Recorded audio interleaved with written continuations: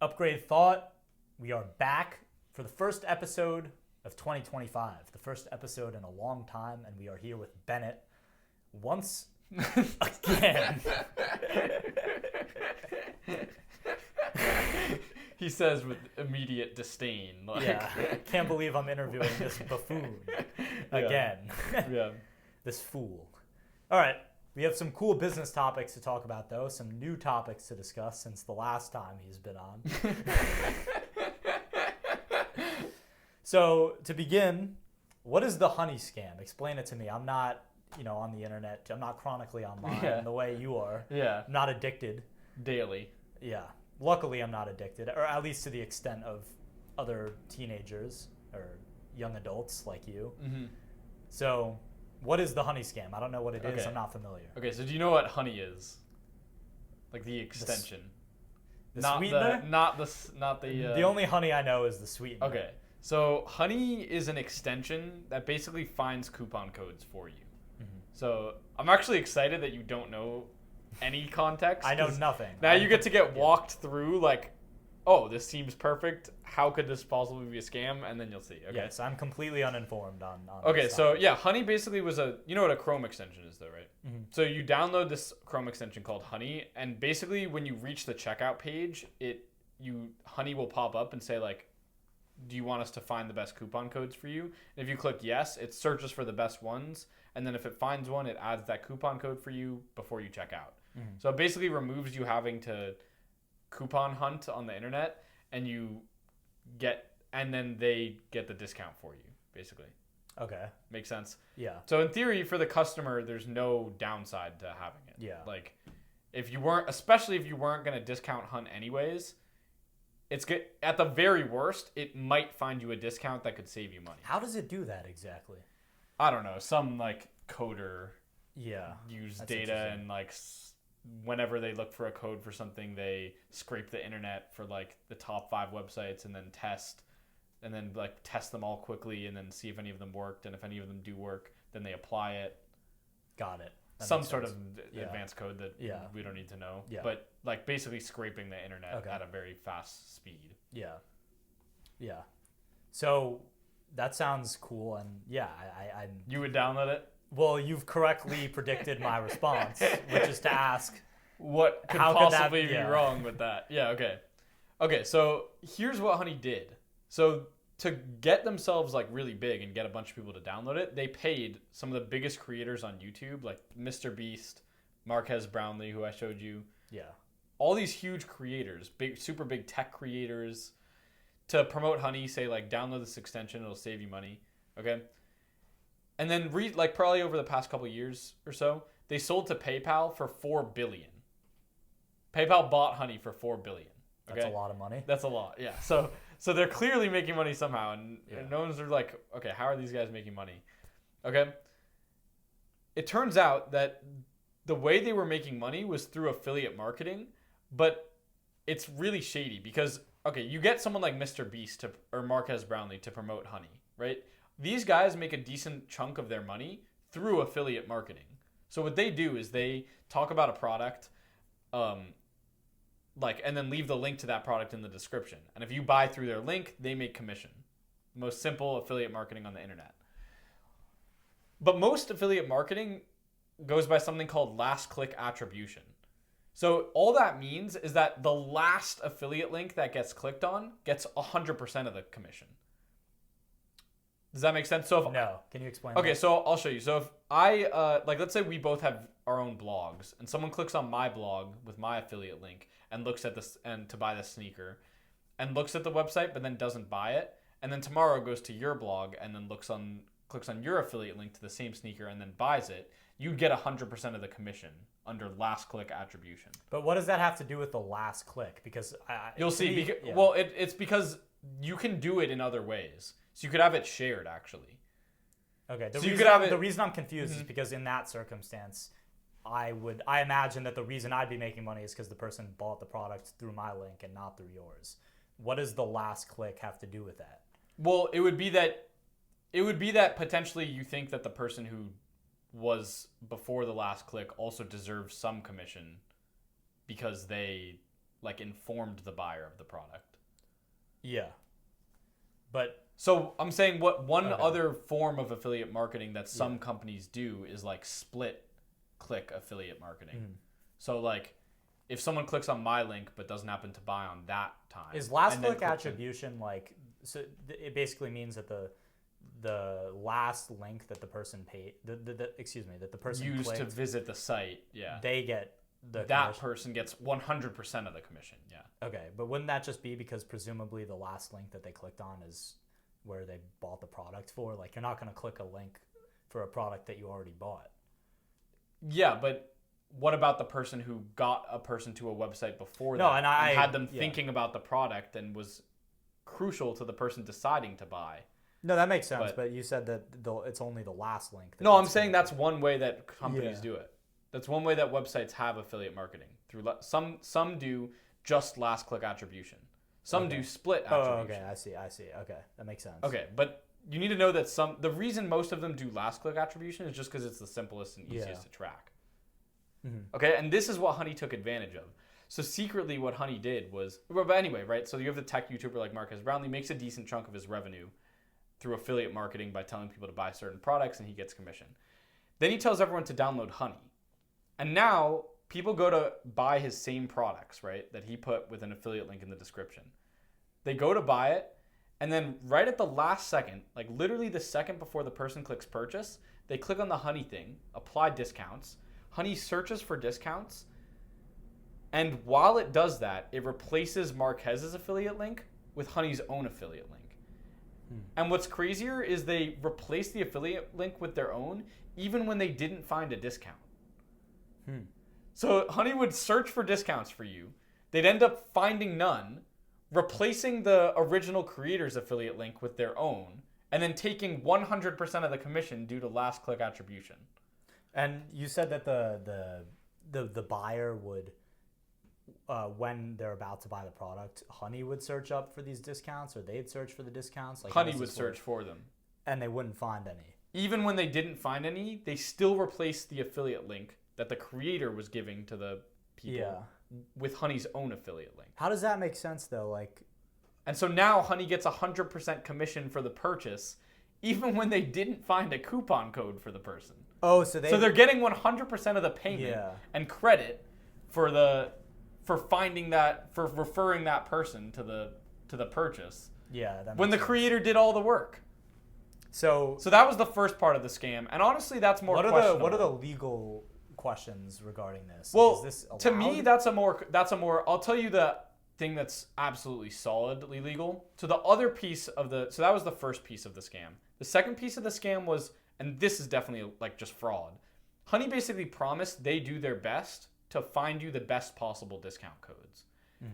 But you're probably thinking, okay, if you're a business, you must fucking hate Honey, because you're probably trying to make discount codes for like specific people at specific times, and then Honey's able to just automatically distribute that code to like all the customers when you only wanted it for a specific subset. Mm-hmm. Apparently, Honey also got caught, like in the original video that was exposing this. He basically caught Honey talking to businesses and finding ways and asking businesses like, what codes would you like us to withhold?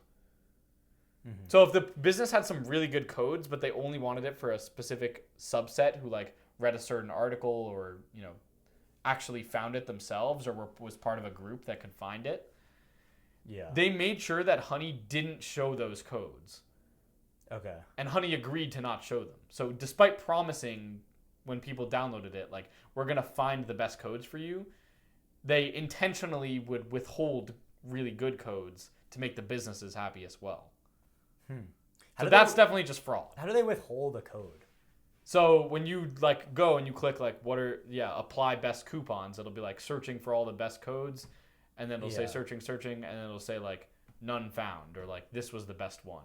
Even though their system knew that there was a better one, and they hard coded to not let that one show up. Why would they do that again? So that the businesses are happy. Oh, interesting. Because now the businesses the businesses can basically prevent coupon hunting. And how does this work from like the perspective of like, let's say I were a big content creator, Somehow. One day. Yeah, somehow this shitty podcast blew up, and I was a big content creator, and I put like an advertisement for a product, right? Is this with an affiliate link? With an affiliate link, and then like how does this affect me exactly? Like It means that there will be people. There's like 20 million people have downloaded Honey.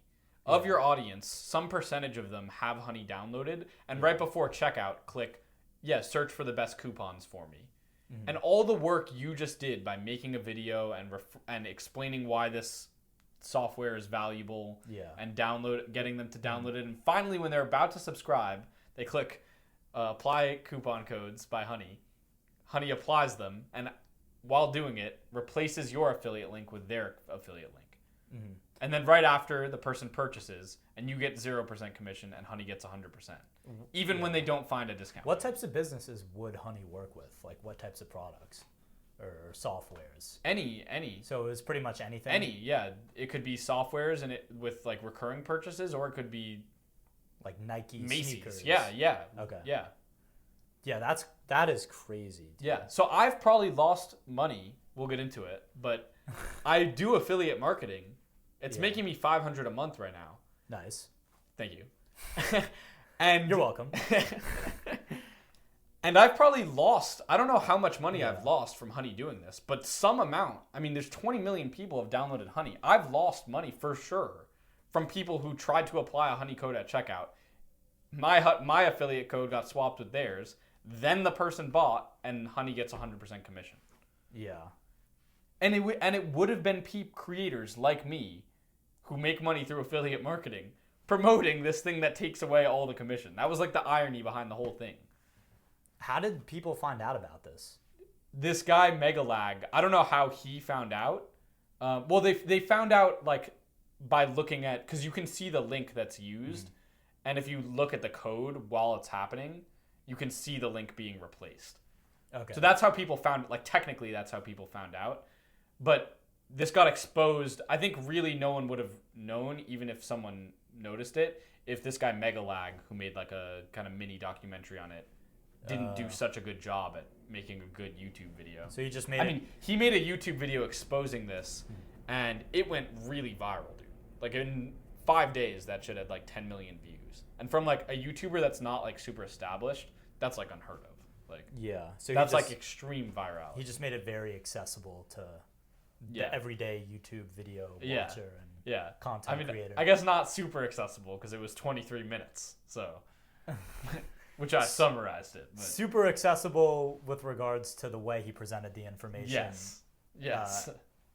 The way he spoke about what happened, not in terms of the length of the video. Exactly. Beyond the limits of someone who has the attention span of a fourth grader. Yeah. Precisely. Not me, just those other. Yeah, those other people. Yeah. Interesting. So how are content creators? I assume that they're completely lashing out against this. Yeah. So are people suing them? Yeah. So this company called Legal Eagle is suing. Yeah, it's a real company. Legal Eagle. Yeah, they're suing Honey, and it's getting like mass undownloaded. Like they went from 20 million users to like 17 million users. If you go to Honey Chrome extension, it's spammed with 1-star reviews. People saying, "Fuck this! This is a stupid extension. No one download this." So yeah, I think we slowly are. I mean, debatably. I mean, I think if all they did was the affiliate link replacement, debatably there's nothing illegal about what they did. It's extremely scummy. Especially, I think actually they might have a completely fair argument, morally speaking, not even just legally speaking, if they only replaced it when they found a discount code. Right? But the fact that if they don't even find a discount code for you, they replace it, I don't think they deserve 100% of the commission on that. Yeah, but then again, I mean, I don't really understand this, and perhaps I'm just, waffling about. Perhaps I'm just completely uneducated on this, but if they can find you a better discount, then is there a problem with what they're doing, morally? I would say probably not.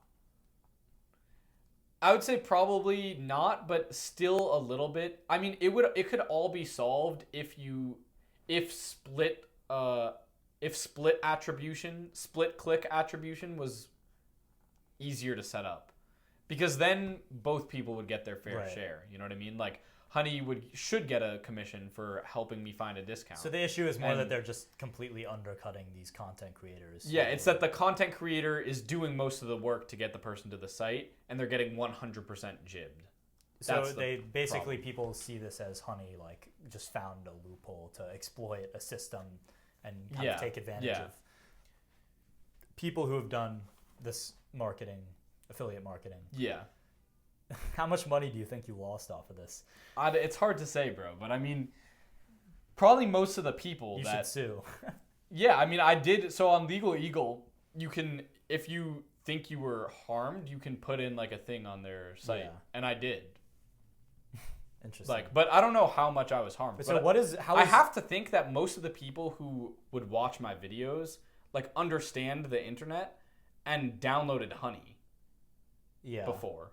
Like, I don't think most of the people who watch me are like people like you who don't know much about, who aren't. I think most of the people who watch me are chronically online, which means they know what Honey is, which means they probably downloaded it. Mm-hmm. So I have no idea, but I mean, bro, it could be that like I should be making $25K a month, right? No, probably not that extreme, but like maybe like $2.5K a month, and just never got access to it because Honey snagged all. Yeah, that sucks. I could see why. I mean, it's kind of unfortunate for everyone involved, right? Because it's unfortunate for the consumer or the person who downloads Honey, because now they realize that Honey has they no longer supported the creators they thought they were supporting. Not only that, but didn't you say that Honey would, in some circumstances, find better discounts and just not show it? Yeah. Because they wanted to put their own. Yes, but I still think the consumer, and even me, I did download Honey. I actually am not necessarily that upset by that, because I don't coupon hunt anyways. So anything Honey finds me is still beneficial for me. Right. So then why are so many people undownloading it then? Because for the consumer, because you're still lying. Though. So people just lose respect for the platform. And there are new. I've gotten emailed by a bunch actually. I haven't done any of my research on them, so I'm not going to make a video until I do yet about any of them. But I've gotten emails from other companies saying like, "Oh, we're a Honey extension that doesn't replace the affiliate link and actually finds the best discount." And this could exist. Yeah. Yeah, so now there's a huge opportunity for people who want to create platforms similar. Yeah, and I don't know how they're going to monetize, though. I mean, but maybe even if I paid $1 a month for something like that, that would still be worth it. But it probably would be way harder to get users. Yeah. It kind of speaks to the importance of, and this is somewhat of a loose connection, but it kind of speaks to the importance of building goodwill with your audience, because even though they've saved people money, people still just, if I'm understanding it correctly, are undownloading it because they've just lost respect for the practices of the business. Yes. Despite the fact that they've been saved money. It's literally that people just don't respect them. Yeah. This is the ultimatum game, kind of, What's the ultimatum game? It's you have one person, you give one person $100, and then let's say you're sitting behind that wall. You have a person sitting behind the wall, and I have to split my $100 with you, and I have to choose an amount, and then you either get to accept it, which means we both walk away with however much it was split, or reject it, which would mean that neither of us get any of the money. So let's say I get the $100. Ready? All right. And I'm behind the wall. Yeah, you're behind the wall. And I'm like, well, I mean, he should still say yes no matter how much I give him, because otherwise he's rejecting the money from himself. So I'm going to give him $1 and keep the 99 for myself. Mm-hmm. What do you say? Fuck you. You're rejecting. No, I wouldn't act. Yeah, well, because I think because I am rational. You've explained. I am a rational. Yeah. Yeah, because no, but I feel like that would be worth it. Yeah. But getting revenge on that guy for $1. I mean, like. So you have to pick a price that's that's a kind of a funny circumstance. Yeah, but the thing is, rationally, that person should just accept whatever accept amount. One penny because it's better than zero pennies. Yeah, but the people just can't stand getting jibbed. Yeah, like literally. Yeah.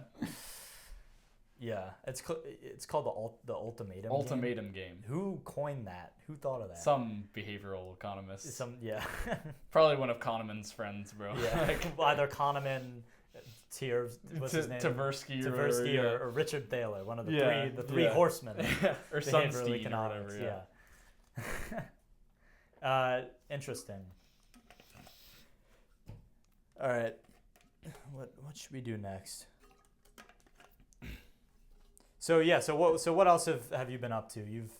How's this YouTube I guess you could say social media automation company going? Tell the audience about this business model that you've built. Yeah. Wait, can you ask it just like, what is YouTube automation? Okay, sure. So what is YouTube automation? Yeah, so YouTube automation is basically finding something that gets a lot of views and makes money but doesn't show anyone's face in it, and then outsourcing all the things that go into making the video and then mass producing it basically and making money from it. So how do you do that? So first you have to find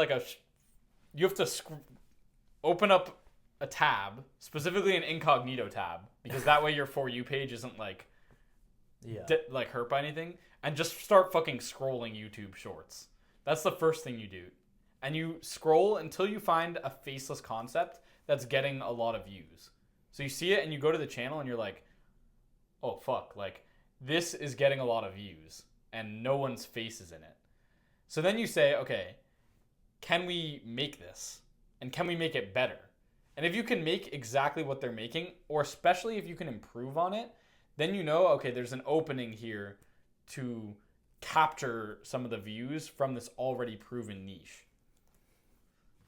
And then you find an editor, and then you have the editor make it, you pay them up front and take on all the risk, and then you post it to the channel. And since you own the channel, if the videos actually make money, you get to keep the profit.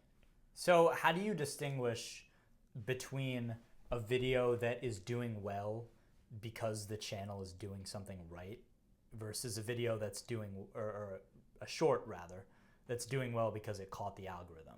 Like when I was doing research on shorts, like podcast shorts, there were it was pretty difficult for me to find a pattern. Obviously, you have things like quality and text, and the clip needs to be interesting, because if it's not, then nobody's going to watch it, and the quality of the hook, whether it's attention grabbing or not. But these are all pretty basic content creation features of good content. Aside from those sort of obvious things, it was pretty difficult for me to distinguish between clips that were doing well because whoever made it thought of some clever way to catch the algorithm, or if it's just they posted a bunch and some happened to catch the algorithm. How do you distinguish between those? I'll give you a perfect example. So a clip that I saw that I thought was a brilliant improvement was, so there's this one niche called the AI fusion niche, and it's basically using AI. You'll take an AI picture of like a human next to a puma, for example, and then you'll use AI to animate a clip of these two things fusing together into a final clip where it's like this human puma combo or fusion. What is the internet doing? It's bizarre, and AI is crazy, and some of these videos are pretty and people sick. Enjoy watching that? Yeah. Anyway, so there's the normal niche was just saying like puma plus human and then combining it, and then the next one would be like pig plus human and then combining it, and just showing like 5 of those in one video. And we tried to actually do this niche, but it wasn't really performing well, and it's because it got pretty oversaturated. And see, we made a mistake of not trying to improve it or innovate on it. And that's what will happen if you try to just take something that's already working but don't improve. That space is probably going to be, it's hard to like beat the already successful channels on that. Then I was scrolling YouTube Shorts, and I saw a video of this guy doing the exact same thing, like a human and a puma, and then fusing them together. But he interspliced it with clips of America's Got Talent judges reacting to it. That's genius. Really, that's really clever. Fucking genius, dude. So he did the whole thing, like the fusing thing, but put like an America's Got Talent background while the things were fusing, and then switched between that clip and the judges being like, you know? That's hilarious. And so he found one way to make something that's already working funnier and actually innovate on the niche. That's how you capture a market in a niche and actually steal views from bigger creators. Yeah. So what is your business model exactly? Elaborate on what you've created. Like what channels we run? Yeah. So we run a bunch of animal channels. Animal stories, particularly. What got you interested in animal stories? Yeah, I'm not interested in animal stories. And I don't think I think if you can do the process well, you don't have to even know or care that much about your niche. I don't know animals well, and I don't really care that much about animals. But basically, everyone just clicked off the video. Yeah. Worst hook. Yeah, facts. But yeah, so what was the question? Your business model, how did I the channels that you've created. Yeah. What are because the people who are obviously I know, but the people who are watching and listening don't know, so it'd be good for you. Yeah, so here I'll explain how we found it. So basically, someone who I'm now close friends with and is my business partner, initially saw one of my videos explaining like how to make money with TikTok, and he was actually working as a vet, and he was like, "Wait, this is all I have to do to make money? Like I just have to make like the videos over a minute long?" And I was like, yeah, bro, that's all you have to do. Like, I explained it to him what he should do, and he just started doing it. And then he started just posting, like, animal compilations on the internet and started making bank by literally just, like, compiling the best clips from Instagram that day, compiling it into one video, and uploading it. And I saw that working, and I was like, wait, holy crap, bro. That's, like, not hard to do. Like, you could outsource that pretty easily. But he then evolved his strategy to, like, animal stories. So he would have a bunch of clips strung together of like animals that looked really similar and then have a script to it. Yeah. And those would do really, really well. So then the game is how do we make those videos but do it on a mass scale? So how have you done that? Okay, so what we've done is initially what we tried to do is literally teach editors from scratch how to make these videos, like scripting. Like, well, the first thing is you formalize how a video is made. So what we did was we took the format of what he does, like the story format, and we split it into exactly what a story format looks like. So for a story, like an animal story, we made like something called an SOP, or like a standard operating procedure, which means if a person follows that, they should get the exact right output that we need. So the standard operating procedure was like, to make a story video, you need a hook, and we explained what a hook should look like. It's normally like a human. It's normally like an animal trying to get attention from a human. Like, this animal knocked on my door, begging for help. This animal, okay, so it's the hook. It's the lead. So then the animal should lead the human to the rescue zone. Mm-hmm. So, a video of an animal walking in the woods or whatever. Then part number 3 should be a rescue. So there's an animal, the wolf led the man to his son who was stuck, and then the human helped get the wolf out. It was like hard, blah, blah. And then part 4 is a thank you or a conclusion. So normally what happens is then the story will end with, and the wolf came back the next day to thank the man. And how did you come up with that format? We looked at his videos and saw them and saw what was working every time. And look, you don't have to make the videos in that exact way, but it's a way that we know works. But the point is, and that's what's important when you're trying to mass produce. So the point is that you, regardless of how you make it, as long as you basically develop a strategy that works according to the statistics. So you basically look at all the videos that have worked, all the videos that haven't worked. Mm-hmm. Correct me if I get anything wrong, but you look at the videos that worked. You think, okay, what am I doing here that is effective? And then you basically look at all that and then create a strategy based on that information that you can repeat and Exactly. It basically turns into sort of a blueprint-like formula. So that's what you'd recommend that anyone who's interested in getting started with this do. Yeah, and the cheaper you can find a way to, like the less effort and the cheaper that you can find a way to do this at scale, the better. The balance is, how do I keep the quality good while reducing the cost of making this? But I think like the best way to address that is something called platform arbitrage, which means you look at one platform and then you repurpose that platform's content to fit the new platform. So the thing is, right, you want to limit the amount of creativity that's required on each video, because that's like a scarce, actual, difficult, expensive resource to pay for. You know what I mean? What you want is someone to literally just drag in images and drag in text, and that's all they have to do. So what you might do is you might find a website that makes really good 1-minute animal story articles. Mm-hmm. And then you use that to, use that script or something, or paraphrase that script and use it. Like, let's say that website uploads a new one every day. So then you just tell an editor, go to that script and then drag in appropriate videos for that script.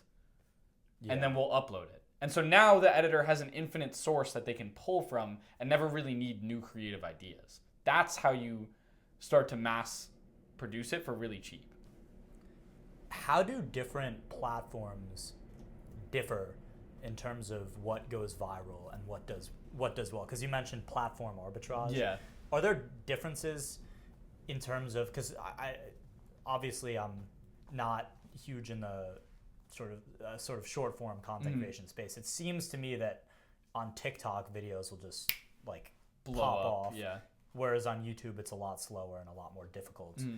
Why? First of all, why is that? And more generally, what are some of the differences between different platforms and their algorithms, and just the advantages and disadvantages of creating content on those platforms? Okay, so right now, pretty much every social media platform's main thing is retention rate. So once you get a viewer watching, how long of the video can you actually keep them for? This keeps people on the app, and it makes the apps more money. So the better you can do that, the happier the apps will be to push out your video more. Okay? So that's like the underpinning thing of pretty much every short form content platform. But every platform does differ, because let me give you an example of why. So when you go on Instagram, you're following and you're friends with all the people that you actually know, right? So when you see a viral reel, you're going to share that reel to me. And you're not going to, it's way easier than sending me a reel over text to just send it through DM. Now compare that with YouTube. You can't really add friends on YouTube. And there's no native DMing feature. Now, which platform do you think shares are going to be more important on? Instagram. Yeah, exactly. And they are. So are the slight nuances between platforms that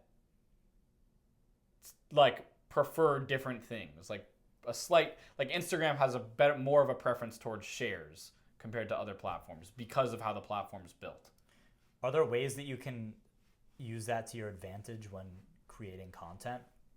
How do people go about doing that? Well, each thing there's so many strategies to try to optimize for each thing. But like for shares, for example, you might try to be like make something that's really relatable. Then people are likely to send it to their friends. Right. Or something that's just completely bizarre and outlandish. People are going to be like, "What, bro?" Like that one video of the fucking guy jumping over the car in the hood that we saw. That literally I brought up with you, and that guy from the gym brought up with you, because it's like, I see that and I'm like, this is so bizarre and hilarious that I'm like, I have to show Cooper this stupid ass shit. Like, that's another strategy to get shares. Like, no, that makes sense. So, I don't know. It seems like TikTok is where people usually go if they just want to get eyeballs on the video that they post. Would you say that that's true? Or I think TikTok is the cheapest place to get eyeballs right now. So because people just go on TikTok and just scroll, and usually, or I think compared to any other platform, TikTok is the most for just entertainment and brain rot. Honestly, yeah. If people are optimizing for TikTok, what do you recommend that they how do you recommend that they craft their videos to catch the TikTok algorithm specifically? Because we were talking about all these different platforms, like what's unique to TikTok. I think retention rate, I would say it's the same as YouTube Short, but retention rate is like, so do you even think it makes sense? Important thing. Do you even think it makes sense to optimize for specific platforms? Because I think the culture, but the thing is, I think retention rate is the thing you should optimize for, really, the primary thing you should, but the way you do it on different platforms is like a little bit different, I feel like it's more about like the culture on that platform. So like TikTok, for example, if I post a video of me talking to my phone on TikTok, that's a valid way to get a video with a high retention rate. If I do that on YouTube, it's a lower likelihood. If I do it on Instagram, it's even lower likelihood. Like Instagram seems to feel a little more professional and more like But people do that classy. on TikTok. Like people will post those types of videos. Yeah. So it's more native to the platform. Yeah, exactly. So it matches with the culture of how people use that app. Yeah. Kind of. Yeah. So that's a fascinating side hustle. How has it been going, first of all? It's been going well. So I mean, we now have my business partner, when he started, like he still owns this channel. He was making like 25 grand in a single month from posting animal videos to YouTube, bro. So he was making the videos manually. So obviously when you try to mass produce it, you're going to take a hit on like quality compared to if you have like the actual expert making the videos himself. But right now we have a second monetized channel, which just hit 100K subs. So we're getting our silver plaque. That's getting edited. Yeah, take that shit out. Yeah, and is making like 6K. It made like 6K last month and is probably going to make more, closer to like 7 or 8K this month, which is phenomenal. And we have a second channel that's about to get monetized. Congratulations, Thank you. my guy. Thank you.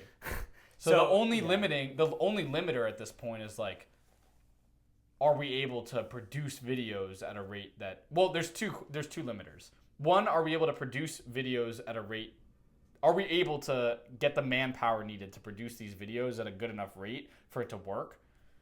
Like a good enough quality for it to work? And then two, will we saturate YouTube at some point? Like, let's say we get this working on a second channel that the business owns. So that means there will be 3, because he owns 1 and we'll own 2. 3 channels posting animal content. If we make a 4th channel, are people like sick of it yet? Like, how many channels do we have to make before YouTube viewers, we've taken all of them into our hands? But that's the point. You dominate a sub niche on YouTube by doing it on multiple channels, and, might I add, in multiple languages. So right now, Monyu's, that's probably a very easy ROI of anything we could do. Monyu's taking videos that we've already made and changing the text to Hindi and starting a new channel with that. And there's about as big of a viewer base in India that speak Hindi as there are America that speak English. So we're potentially tapping into a double size, right? So basically what you do is you max out one channel in English. Then you try to make a second channel in English. Then as you get multiple channels in English, you use that revenue to make those same types of videos in a different language. So now you're maxing out the sub niche in every language across multiple channels for each. Only once you've maxed that out do you go, okay, maybe it's time to go to a next niche. Like, you know what I mean? Yeah. It seems like that's been a through line with a lot of your content. The sort of the transferability. Is that a word? Transferability? Maybe. Okay, I'll start over. No, I think that is a through line with a lot of your content, is that it's transferable to different cultures and different languages. Take juggling, for example. Yes. Like, you don't need to speak English, which is the language you speak, but if you're a viewer, you don't need to speak English to enjoy that. Mm-hmm. You just need to have a pair of eyes and enjoy someone doing a ridiculous trick, right? Yep. Same is true with what you're doing with these animal videos, assuming you have someone who can translate it. Mm-hmm. You can make it accessible. You can access a wider audience. You can make it accessible to a wider audience, correct? Yeah. So yeah, that seems like a pattern that you've sort of picked up on. No, 95 out of the top 100 Instagram creators don't use text in their video or don't use language in their video. So what do they do? What niche are they in? Zach King is probably one of the biggest. He's in the magic or illusion niche. Okay. He makes these bizarre edited videos where I don't know, someone will look super small and then actually be the same size as someone. Yeah. And then people replay that to be wait, how the hell did he do that? And then check the comments and are trying to read, how did he do that? You know what I mean? Yeah. Stuff like that. I think the big question, though, or Cabby Lane is another good example. Mm-hmm. Do you know this guy? No. He duets people who did something that's stupid and shows them the easy fix to it. So it'll be a video, there's a video of this person trying to open a door, but her foot is blocking the door from opening. And so he'll play that video, and then without speaking anything, he'll just go next to a door and be like,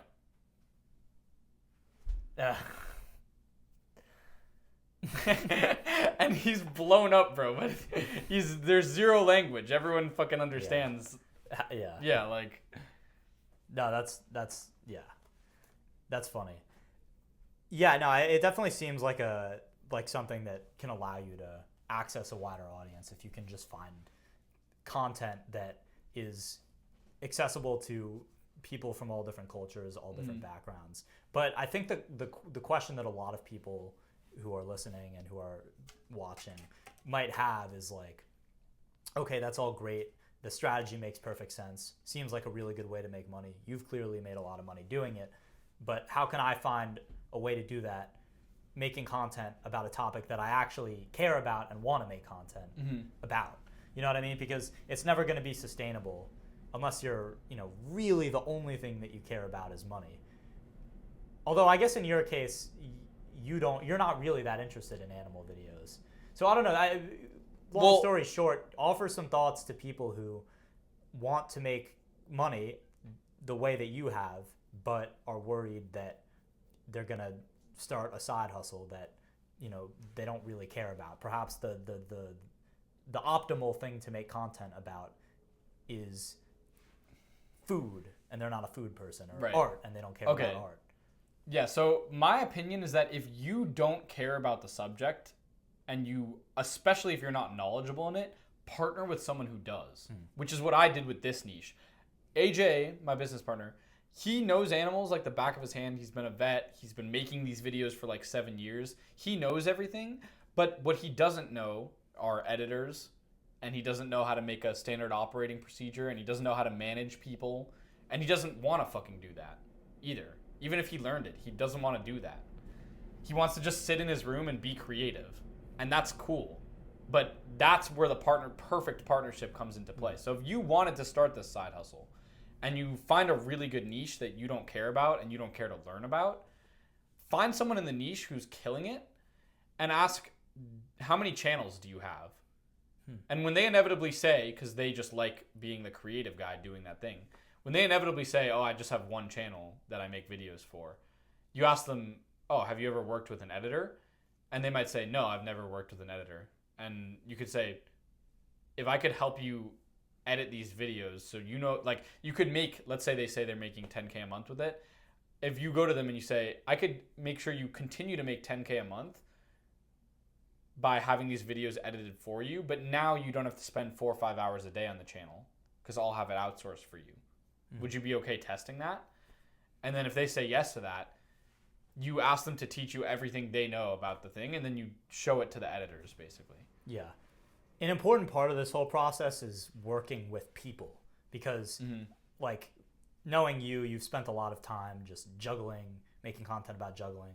You have the Money Mine account where you're finding, clever ways that people made money and researching it and making TikToks about it or short form content rather about it. But now you have to manage people. What are the new, talk about the sort of the new set of problems and challenges that you face working in a team setting? Yeah, this is the most annoying. Remember those 4 forms of leverage? The labor, capital, code, and media? Yeah. labor is the most annoying to deal with motherfuckers with.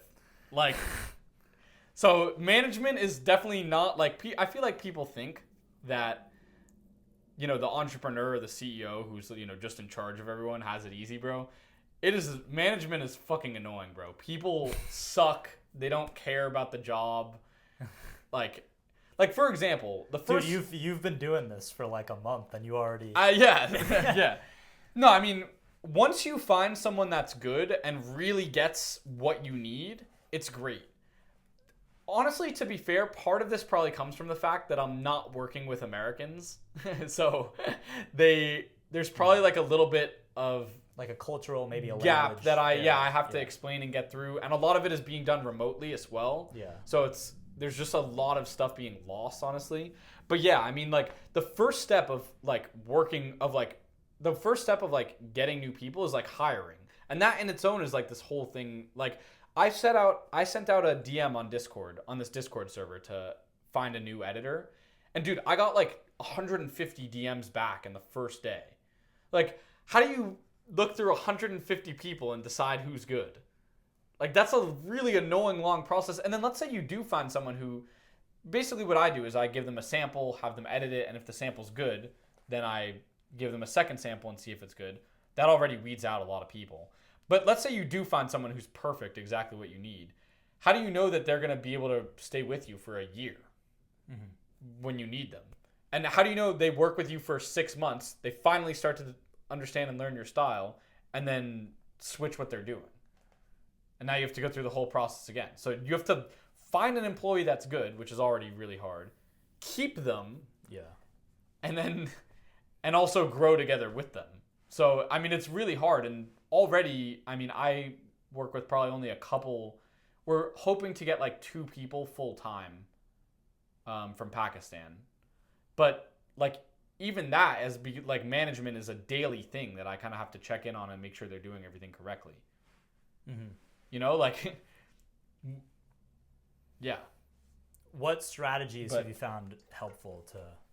So I'll start with the hiring process. So one trick I learned from Aiden actually was when you're hiring, put somewhere in the application, like in your whole list of like instructions that you want them to do, put somewhere like, if you are reading this, start your message to me with the word yellow. So then anyone who DMs you without starting their message with the word yellow, you know they didn't actually read your full instructions. Interesting. That's one easy way to sort through people. 2 is give them a bunch of samples, or like give them give them good instructions on how to make the type of video you want as a test, and see if they can do it first. This is specifically for hiring a video editor, but let them do the sample. And then, okay, so that's hiring. And then once the sample's good, then you start working with them more continuously. Then what I also make sure to do is a lot of the tasks will get lost. So it's actually on you as the manager to keep the to-do list for the people that are working for you. So you write them at the end of when you talk with them on the phone, like do not assume that they're going to remember everything and do everything right. Write them the to-do list and the deadline for that to-do list at the end, even after you talked on the phone and explained everything to them. You find that people just won't keep track of... They forget, They forget, you forget. You tell it to them, you expect, okay, they should remember now, and now I can forget about it. And then you both forget. And then you realize, like, 2 weeks later when you were like, wait, did you do the thing? And they were like, what thing? And you were like, oh, no. Like... Yeah. I had that experience working as an intern over the summer. Like, I was just never really taught how to take notes. So I'm really bad at note taking. And I've brought this up to other people who also say that they've never really learned how to take notes. I don't know if this is a problem with the way people are being educated. I'm not really sure. Doesn't strike me as implausible. I think that's possible. Definitely possible. I don't know. I haven't really done the research on it. But in terms of just my intuition... I want to say that it seems like people are never really taught how to take notes. Obviously, I'm not sure what other schools are doing. I definitely feel like I was never really taught that skill. But this sort of hurt me as an employee because the guy I was working for would like tell me to do something give me a whole bunch of directions about a couple different tasks, and some of it would just get lost because my executive functioning in that respect is not great. And yeah, it's pretty difficult. Like as I went, I thought I did a better job of like developing note-taking strategies, but it's hard. I will say that from the perspective of the person giving directions, like I think empathy for the person who's like trying to get everything down is a big skill, because, and I noticed this too. Funny enough, I noticed this happening when I'm writing. I will like include a detail in like the phrase towards the end of a sentence, and then I'll be like, all right, good, I've included it, so now the reader knows. So now here we go, 3 paragraphs later, I can say this and the reader will understand, right? Like if I'm talking about a basketball game, for example, and like I've included 3 paragraphs earlier that there's 2 seconds left on the clock at the, and it's sort of hidden in the paragraph at the end of a sentence. And then I want to make some reference to the clock 3 paragraphs later, I'll think to myself, well, I brought up the fact that there's 2 seconds on the clock here, so now the reader knows. But the thing is that's not really how it works, because someone's seeing it for the first time, they're processing all of this information. If you want to state something referencing a detail that was brought up previously, the person who's reading whatever I wrote for the first time is not going to be able to understand it. And I think it's, so does that make sense? Yeah. So assume the person you're working with is stupid. Not even, but or will forget. My point, remember that they're a flawed human. Well, my point is just that like when you explain things to people, I think it's kind of the same way. Like you need to be very clear, and you can't expect someone to just remember everything. Yeah. That's not a matter of stupidity. That's just the way the memory works. You can't just hear a whole, unless you're Mike Ross. Yeah. You can't just hear a whole bunch of different, or read a whole bunch of different things, and then now you instantly know it. Yeah. You need a little bit of repetition. Yeah. And I think that's what people want to be a manager, so they can yap at a person and have the person just do everything. But you can't do that. You have to, it's on you to make sure they do the right things. Yeah. Like. Yeah, no, it's true. And I definitely feel that way whenever obviously I'm young. I haven't really done that many jobs. But like from the sort of limited work experience that I have, like having someone who's like really passionate about what they do and really good at explaining things, which luckily I have had that in the past, is like fantastic, and it makes me want to stay. Yeah. And it makes me more likely to come back. Whereas when things are unclear, then it becomes a little bit less inspiring of a place to work at. Does that make sense? Yeah, 100%. So I think that could be a good way to kind of like motivate the people that you're working for, is like be really passionate. And this sort of gets into what we talk about with like the sort of overlap between passion and being articulate. Like if you're just really good at communicating things, then that might sort of spark the interest of the person that you're talking to and make them more likely to stay. Like it's not two completely separate skills. Does that make sense? Yeah. Your thoughts on that? Yeah. Well, I also feel like also the reverse. Like it's almost like it's really, really hard to communicate about something until you're passionate about it. Yeah. That's like it's hard to communicate effectively about something you don't give a shit about. Yeah. I could see that being another hard management problem. It's like if you're talking about some sort of random logistical problem within the business, or like I know you don't really like to edit videos very much. Yeah. So if you're trying to explain to a video editor, like, here are the steps to kind of putting this together, that probably doesn't spark your interest very much. So now you have to, like, what do you do in that circumstance when you have to communicate to an employee about something that you don't care about, right? Assuming that we accept your premise of it's way easier to communicate about things that you're passionate about. Yeah. What do you do when you have to communicate about something that you are not passionate about, like video editing? First, I really try to do my best to make sure, first of all, that the people in whatever role they're in actually like it. So sometimes, even when I know that I have an editor that can do the thing that I need them to do, I'm like, but do you like editing shorts? And they're like, to be honest, no. And I'm like, okay, even though I know you could do this, I might just find someone else for this. Because if they don't like it, then they're especially not going to like your explanation for it. And then the second thing is, I think, reiterating before you give your reasoning, reiterating why it's necessary. Mm-hmm. Like, why do we need to go through this thing that neither of us want to do? Well, it's because this is the only way to keep the channel healthy. So yeah, it'll be annoying, but then we can make sure our channel's healthy and can actually keep making money. And then when you remember why you do it, then it's worth it, I think. Yeah.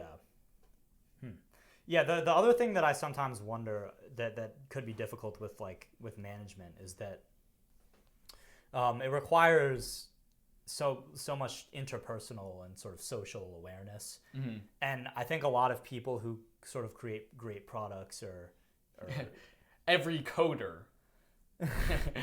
No, but like, let's say software engineers, like if someone trying to scale their coding app. Well, if someone just juggled in their room for 12 years, like obviously they're not going to have the social skills built up.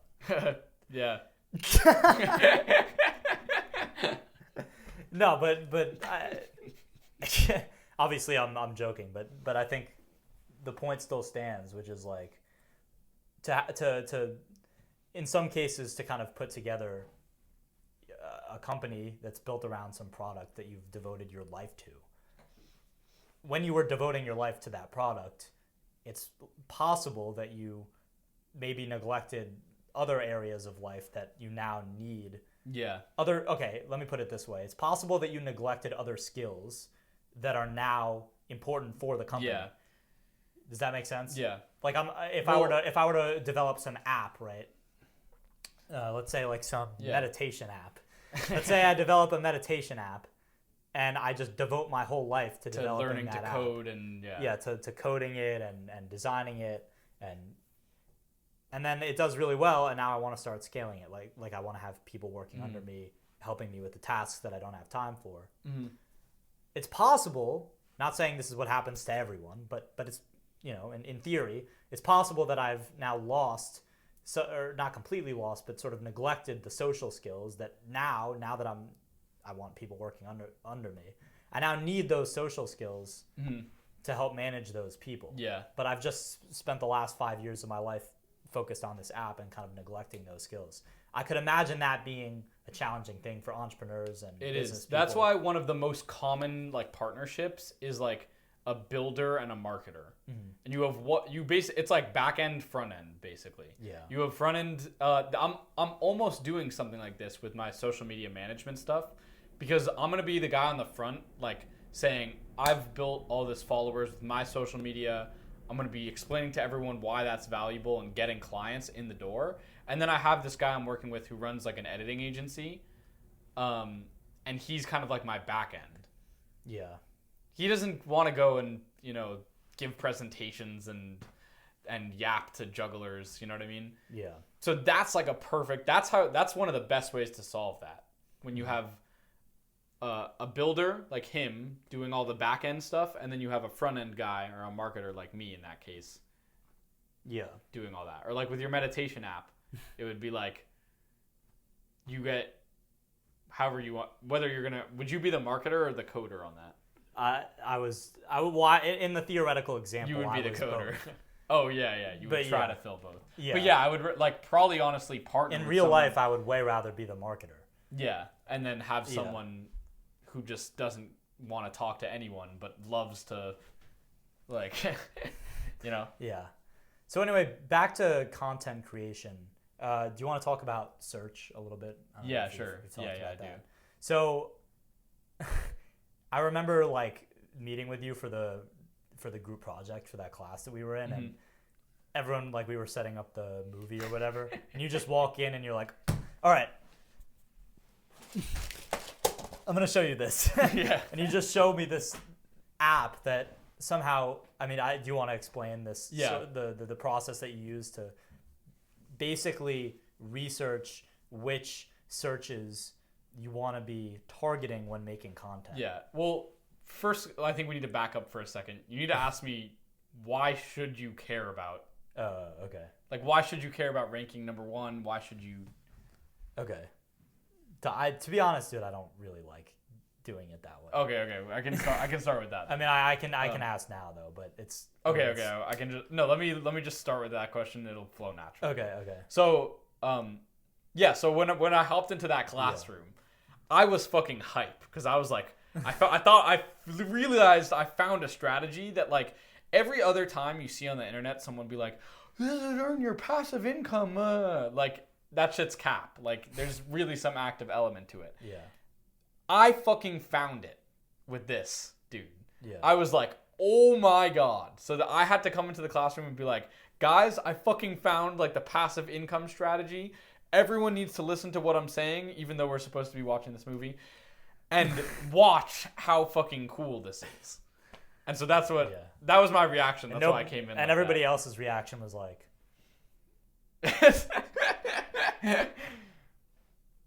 anyway. Yeah. Yep. Nice little anti-joke there. Nice one. Okay, yeah. So basically what I found is that a normal video on YouTube will just die after it hit its initial push. So the only way around this is to have something called an evergreen video. And this is a video that over time will get clicks no matter what. So I'll give you a good example of this. How to tie a tie. This video that on is YouTube, the oldest problem. Yeah, in the book. face. Yeah. The ultimate like masculinity problem. Yeah. But yeah, so this search term or this video ranking on YouTube, I think has something like 29 million views, and has just been fucking since 2000 when YouTube was created, just a straight line of fucking views up. Yeah. That's the fucking power of search. Okay. Normally, a video like this honey video, for example, that got 10 million views in a couple days, it's not going to get views 5 years from now. It'll get maybe a couple 100,000 views a year, maybe from now. But this video on how to tie a tie is getting millions of views a year, every year since the very beginning. And that's what happens when you get your traffic from search. You actually have a pretty consistent way to continue to get views and make money from it if you know what you're doing. So that's the power of YouTube search right there. Yeah. So how do you do this research, and how do you figure out which searches you want to target? Yeah. So what you need to do is you need to find a keyword search that has a decent amount of search volume and a low amount of competition.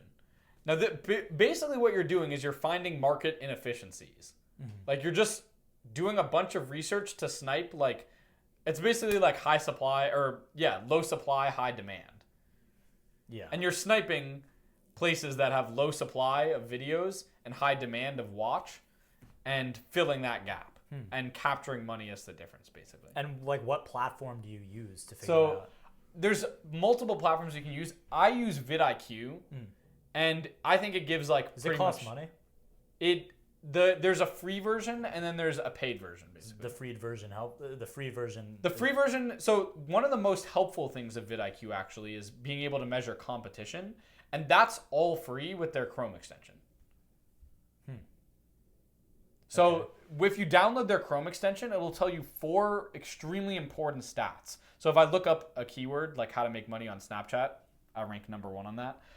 If you look that up, vidIQ will give you 4 things on each video that help let you know, is this a good search term or is this a high competition search term?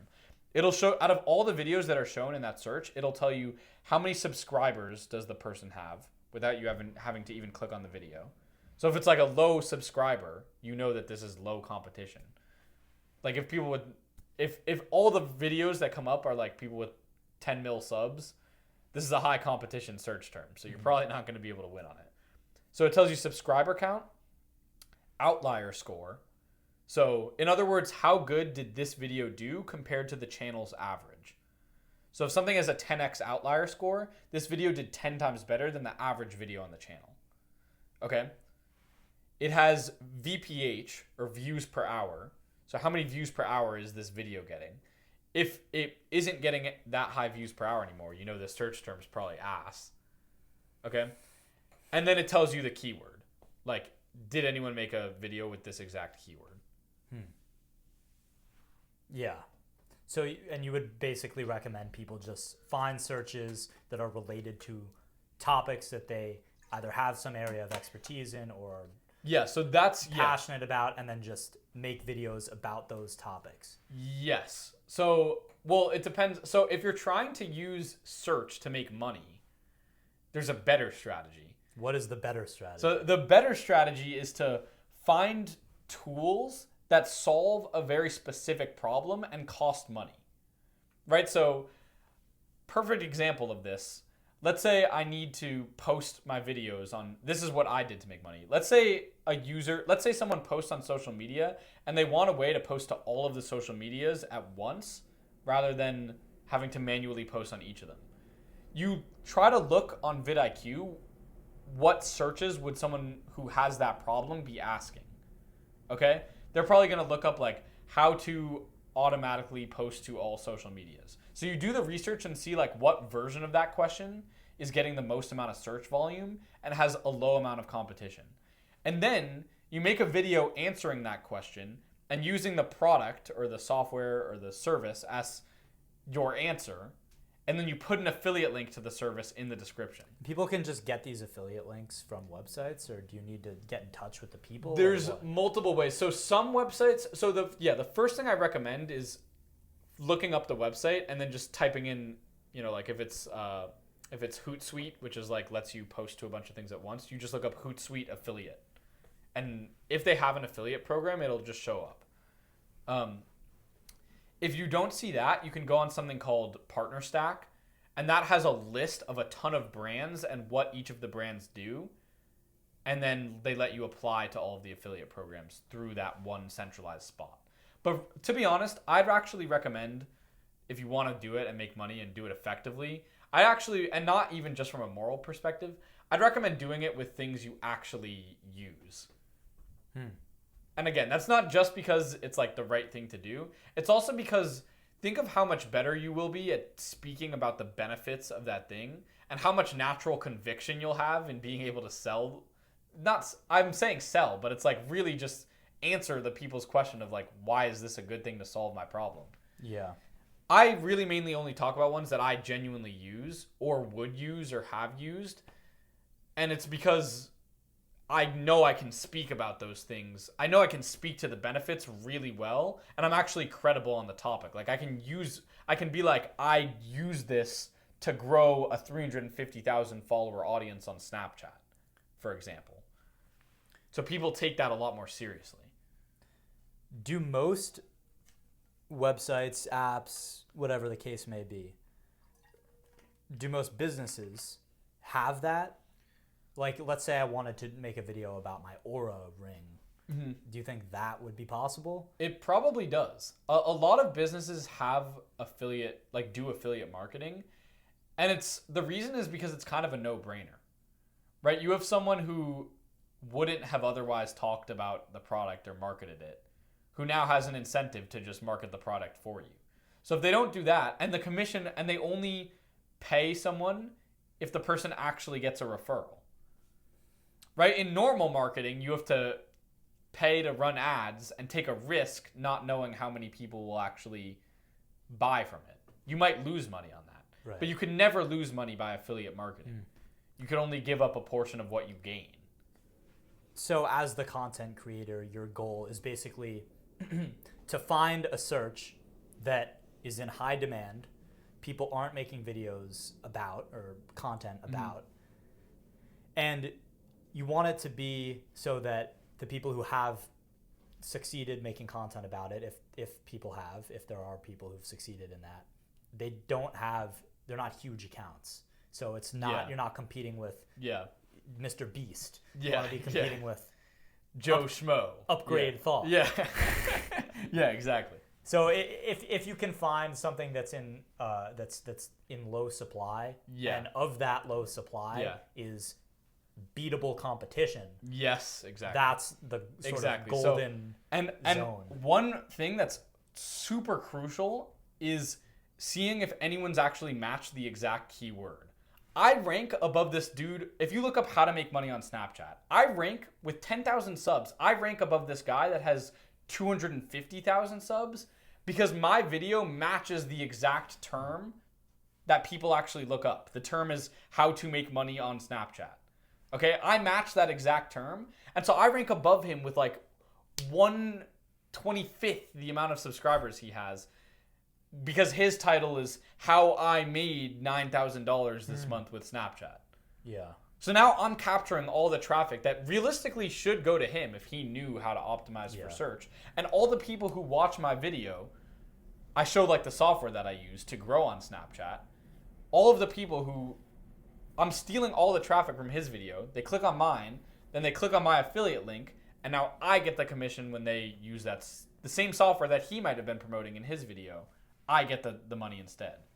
And this is a video, by the way, just showing the power of search, that I posted 10 months ago and is still increasing the amount of commission I make every month. Yeah. Yeah, that's passive income. Like, it's going to end eventually. Like, but my point is, reaping benefits from work I did 10 months ago is an insane deal. The thing is, the objection that I think people might have is that they need an area of expertise in something, right? Like, to be able to answer the questions that people are commonly searching up and not finding answers for because it's in low demand.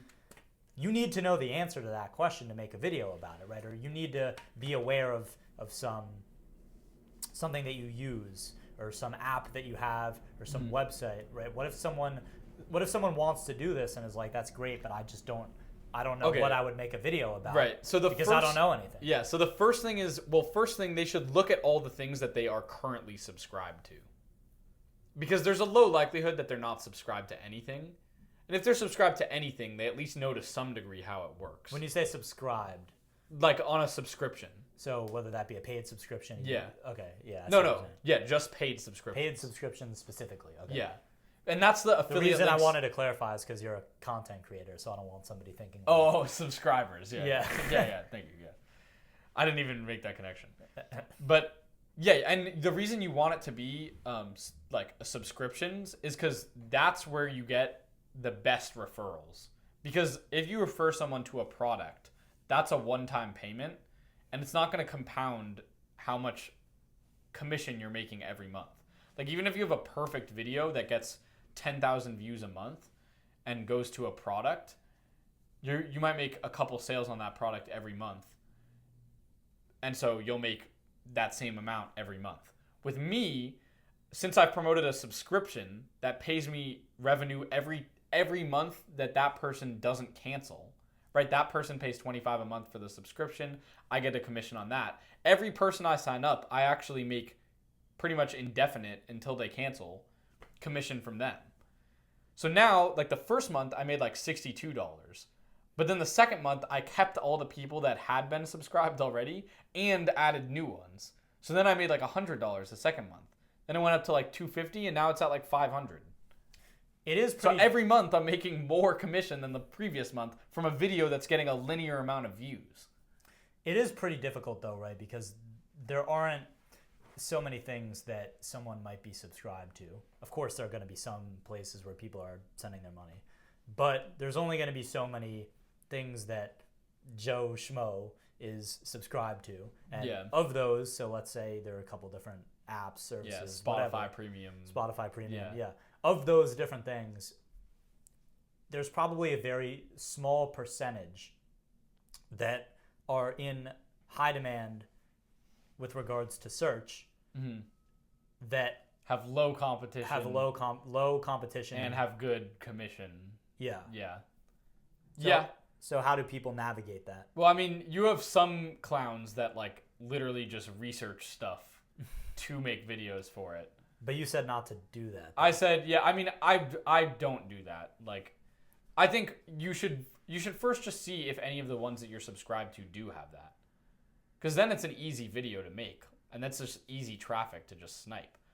But yeah, I mean, there's people that are doing this in like outsourcing the whole thing too. Like, they have people research the answers to the topics and then make the video for them, and then they post it. Like, yeah. But yeah, I mean, you're probably not gonna enjoy doing it if it's something you don't care about at all. So yeah, you don't, at that point, maybe don't. But I'm just saying it still is an effective way to make money. And it's a good thing for people to look into if they are curious about how they can make money on the internet. Yeah, and make actual passive income.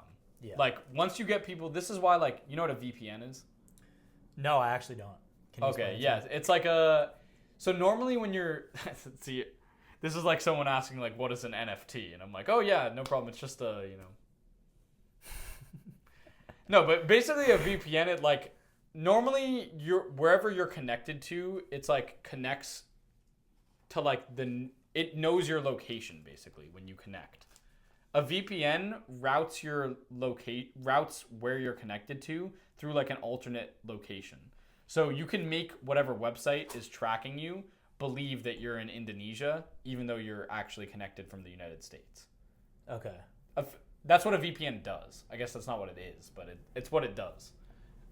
It's useful because, like, Netflix in Indonesia might have certain shows that Netflix in the US doesn't have yet. Yeah.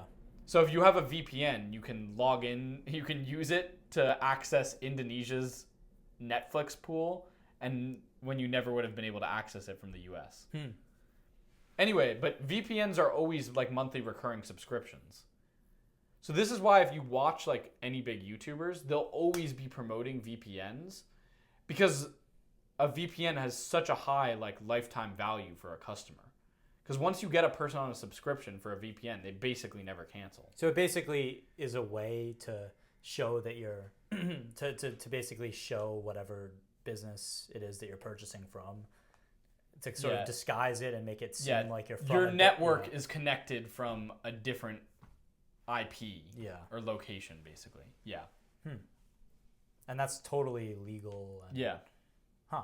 So why is that such a huge deal, though? I mean, you talked about it a little bit, but can you elaborate? I'll show you why it's a huge deal. And this is actually something that I'm gonna make a fuck ton of search videos on right now because there's a ton of people searching this. It's a huge deal because, especially in different countries, sometimes the payment is different or cheaper. So in the US, if you want to watch the UFC, like every new UFC, you normally have to pay like $80 pay-per-view, right? No one wants to pay that shit. And that's through ESPN Plus. Apparently in Indonesia, their version of ESPN Plus is something called Mola TV, and it doesn't have a pay-per-view. So right, let's say ESPN costs $12.99 a month, and then if you wanted to watch UFC, it would be plus $80 pay-per-view. Versus in Indonesia, it's just $12.99 a month and no pay-per-view.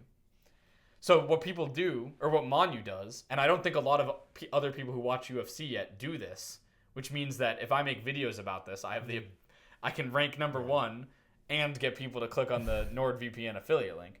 But basically what he does is he turns on a VPN, buys a Mola TV subscription, so pays for a VPN, right? It's like a couple dollars a month.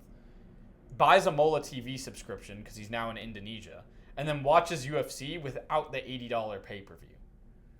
So he basically pays $3 a month to save like $80 a month. Yeah, that's a good deal. Exactly. So, but here's the thing. Before every new UFC event, there's a surge of people. So UFC 311 is coming up.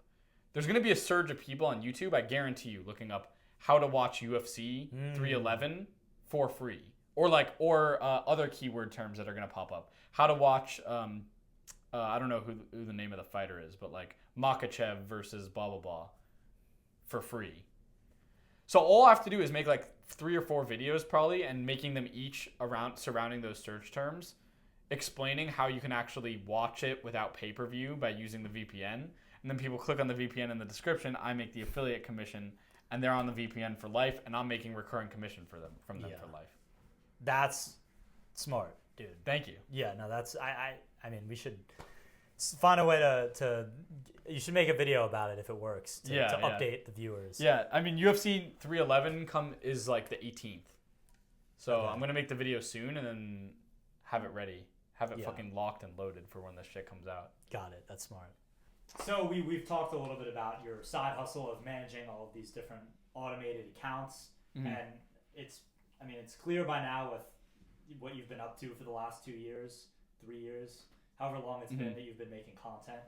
You have developed a sort of knack for social media and going viral. And it's clear that has sort of transferred into another side hustle of yours.